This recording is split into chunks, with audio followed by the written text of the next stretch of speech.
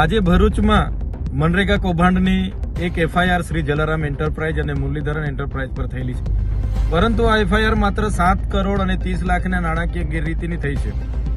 ત્યારે સવાલ એ થાય છે કે આ એજન્સીઓ દ્વારા વર્ષે જ 70 કરોડના નાણાં એજન્સીઓને ચૂકવવામાં આવ્યા છે। ત્યારે આગલા વર્ષોમાં અને પાછલા વર્ષોની તમામ તાલુકાની કામગીરીની જો તટસ્થ તપાસ કરવામાં આવે તો આ જલારામ એન્ટરપ્રાઇઝ એજન્સી દ્વારા કોઈ પણ જગ્યાએ કોઈ પણ જાતનું મટીરીયલ સપ્લાય કર્યું નથી, રોયલ્ટીવાળા બિલો મૂક્યા નથી, જીએસટીવાળા બિલો મૂક્યા નથી, છતાં કેટલાક નેતાઓના દબાણથી, અધિકારીઓ અને મિલીભગતથી કરોડો રૂપિયાના ટ્રાન્સફર આ એજન્સીના ખાતામાં કરવામાં આવ્યા છે।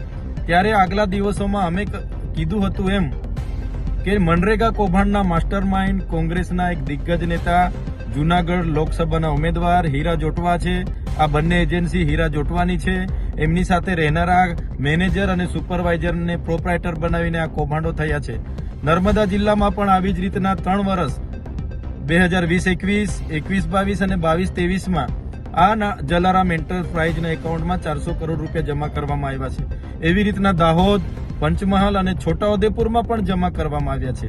ત્યારે ભરૂચમાં પણ તટસ્થ તપાસ થાય અને ગમે એવા ચમરબંધી નેતાઓ હોય કે અધિકારીઓ હોય એમને પણ આમાં આરોપી બનાવવામાં આવે એવી અમારી માંગણી છે। અમે આવનારા દિવસોમાં લોકોને સાથે રાખીને આ તમામ જિલ્લાઓની જિલ્લા નિયામકની કચેરીઓ, એસપી કચેરી અને કલેક્ટર કચેરીઓની ઘેરાબંધી કરીશું।